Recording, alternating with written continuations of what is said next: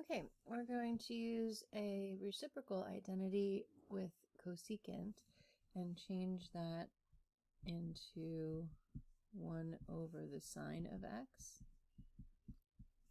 And now that we have a denominator of sine of x, we can find a common denominator with these two terms. So we'll make this a sine squared over sine. And then in the next step, we can combine these two fractions now that they have a common denominator.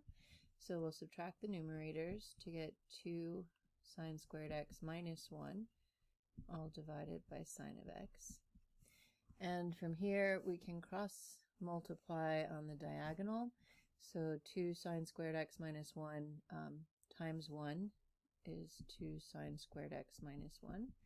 And then negative 1 times sine of x is a negative sine of x.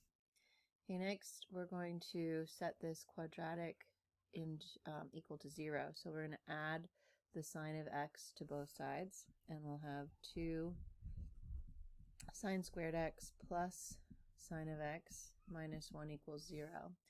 And we're going to factor this quadratic trinomial that has a leading coefficient of 1, and that will factor into 2 sine of x minus 1 times the quantity sine of x plus 1. And using the zero product property, now we can set each factor equal to 0 and solve for x. So 2 sine of x minus 1 equals 0, or sine of x plus 1 is equal to 0. So in this side, if we add 1 to both sides and then divide by 2, we've got sine of x is equal to 1/2, and we'll take the arc sine of both sides. That's the inverse of sine. So x is equal to the arc sine of positive 1/2. And that's asking what angles on the unit circle from 0 to 2 pi inclusive have a y-coordinate of 1/2. And that would be in quadrant 1, our principal value of pi over 6.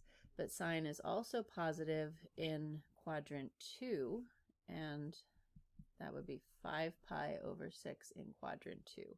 So that's 2 of our solutions. Then in the second factor set equal to 0, we can subtract 1 from both sides. Sine of x is equal to negative 1.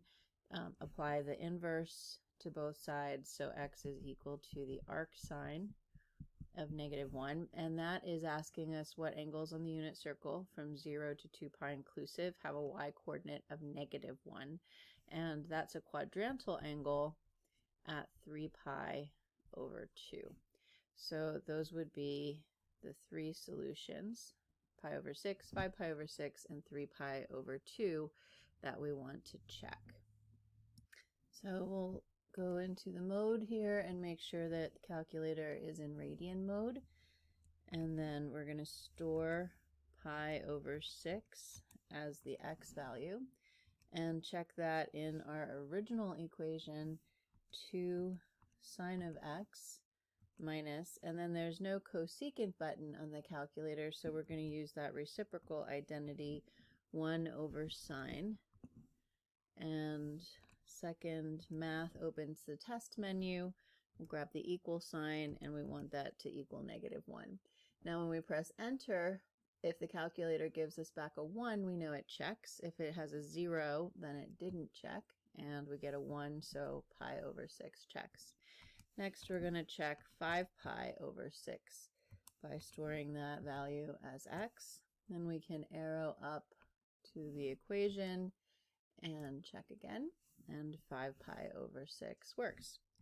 Then we'll check 3 pi over 2 by storing that as x.